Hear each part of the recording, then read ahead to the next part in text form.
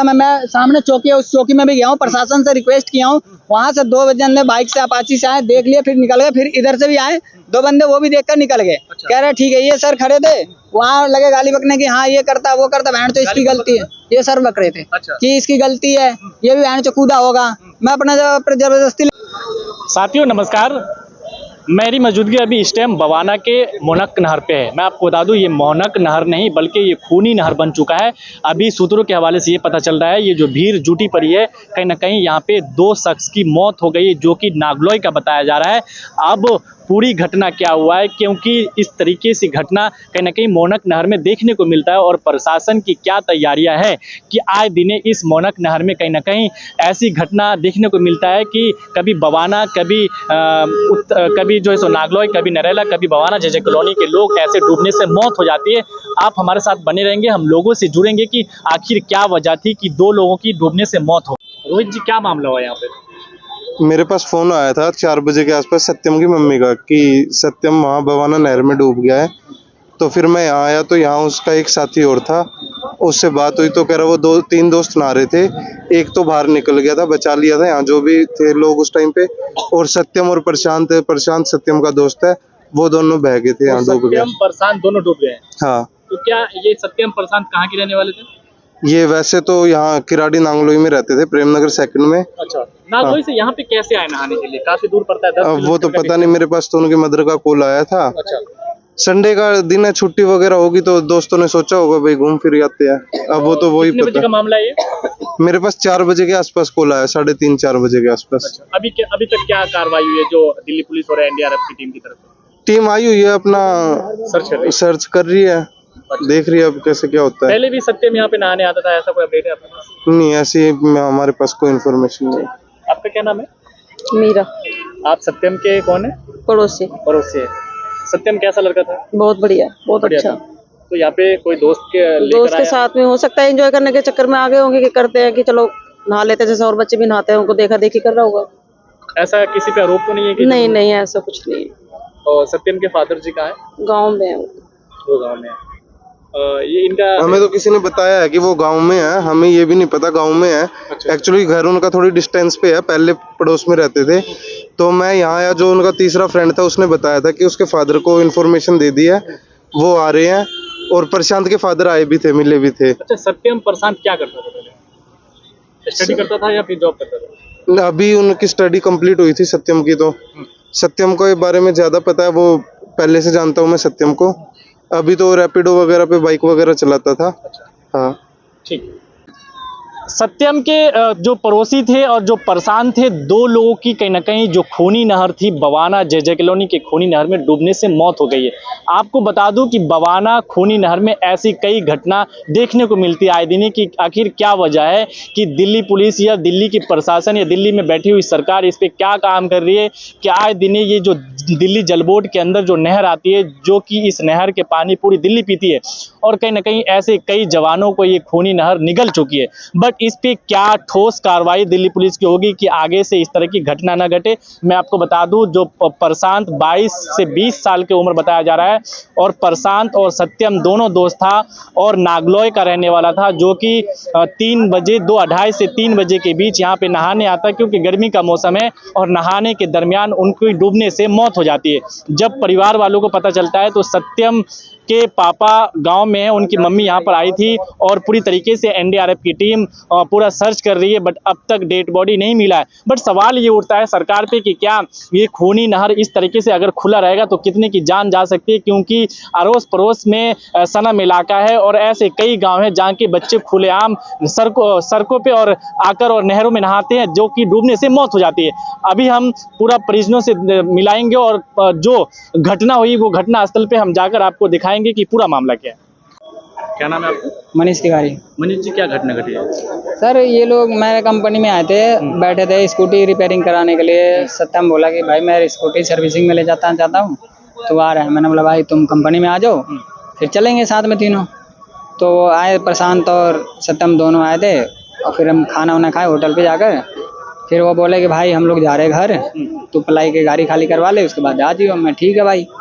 फिर वो लोग रास्ते में आए, फ़ोन आया सत्यम का कि भाई 100 रुपये दे दे, तेल डलवाना है, घर पे आइए, मैं शाम को दे दूंगा ऑनलाइन में। ठीक है कोई बात नहीं, मैं डाल देता हूँ।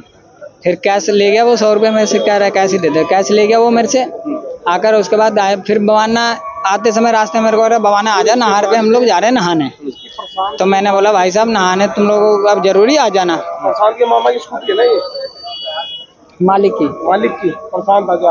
मैं सत्यम की मालिक की है, प्रशांत की नहीं है। हाँ तो सत्यम प्रशांत आपका दोस्त था और हाँ जी। आपकी गैरेज कहाँ पे है? मेरा घर टिकरी बॉर्डर में पड़ता है। टिकरी बॉर्डर। हाँ जी। तो फिर आप और सत्यम प्रशांत तीनों लोग यहाँ पे नहाने के लिए आए थे? दोनों वो स्कूटी से पहले निकल गए। पहले वो लोग नहाने आ चुके हाँ। थे, आप बाद में आए? मैं बाद में आया, इसलिए आया कि मेरे को वो बात बोला था कि भाई तेरे मतलब पे हम लोग जरूरत पे आ जाते हैं, कहीं बुलाता है तो, और मेरे बुलाने पे तू कहीं नहीं आ रहा। तो मैंने भाई बोला ठीक है भाई मैं आ जाऊंगा, तो बता क्या बात है। तो बोला, तो मैंने बोला कोई बात नहीं भाई तुम लोग चलो मैं आ रहा हूँ। तो मैं जैसे ही वो लोग फोन काट कर स्कूटी में अपना रखे 4 बार कॉल किया, नहीं उठा। मैं सोचा नहा रहे होंगे। जैसे बस से आया यहाँ खड़ा होकर मैं फोन पे बात कर रहा था, मेरे को पेमेंट लेने जाना था। तो मालिक मेरा कह रहा भाई पेमेंट तू लेने नहीं गया? मैं सर अभी दोस्त के साथ आया हुआ हूँ, गोदाम की चाबी मेरे पास है, आता हूँ मैं 1 घंटे में।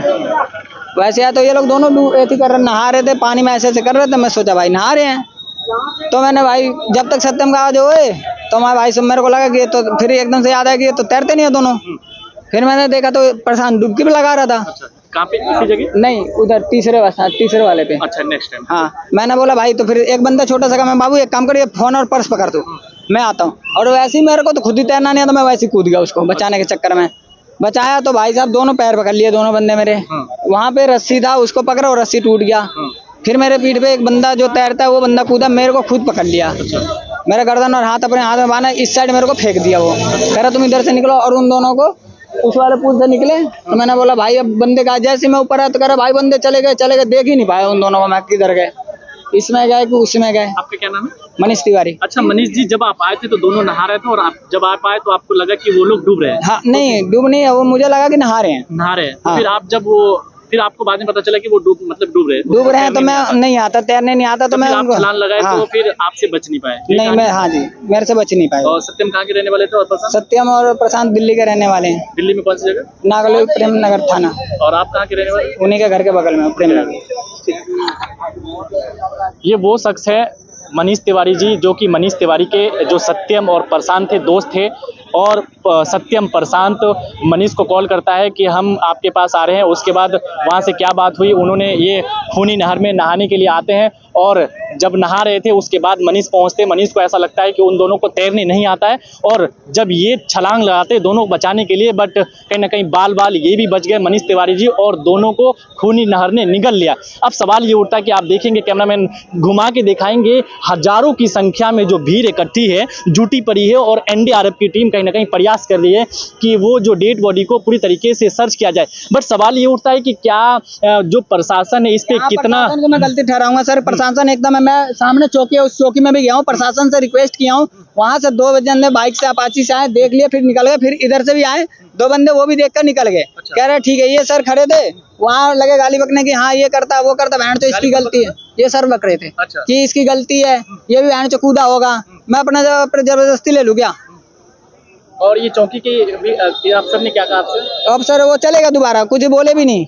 फिर सर आ गए थे, वो 3 जने ने मेरे से रिपोर्ट लिखवाई कि हाँ नाम क्या एड्रेस क्या, 3 जने ने लिखवाया था। डूब गए मनीष जी, उसके कितने देर बाद पुलिस प्रशासन आ गई? करीब आधे घंटे बाद आई थी। आधे घंटे बाद? मैं तुरंत गया था वहाँ से उठकर, वो लोग चाय पी रहे थे, वो लोग उठकर आए, 2 बंदे देखे, फिर एक इधर से आ गए पुलिस वाले, वो खड़े हो गए, कह रहे देख रहे, कोई कुछ बोल ही नहीं रहा है। अब कहीं ना कहीं जो मनीष तिवारी जी हैं, जो कि प्रशांत के दोस्त बताए जा रहे हैं, वो कहीं ना कहीं प्रशासन पे पूरी तरीके से आरोप लगा रहे हैं कि ऐसी घटना कहीं ना कहीं अंजाम हो रही है। और सवाल ये उठता है कि ये जो खूनी नहर है, और यहाँ से लेकर बादली तक जो नहर जाती है, आए दिन यहाँ पे ऐसी घटना देखने को मिलता है, बार बार कहीं ना कहीं डूबने से मौत हो जाती है। बट सवाल ये है सरकार की और प्रशासन की, इस पर क्या तैयारी है, क्या इस नहर को कवर कर दिया जाए, क्योंकि ऐसी घटना बार बार देखने को मिल रहा है। कभी नागलोई, कभी बवाना जैसे कॉलोनी के लोग कहीं ना कहीं डूबने से मौत हो जाती है। क्या जिस समय बच्चे नहाते हैं, या क्या उस टाइम प्रशासन की गश्त होनी चाहिए, नहीं होनी चाहिए, आपकी क्या राय है, जो बताएंगे पूरी खबरों में। और क्या लगता है कि ये एनडीआरएफ की टीम कब तक डेड बॉडी को जो है सो खंगाल कर और परिजनों को सौंप दिया जाएगा?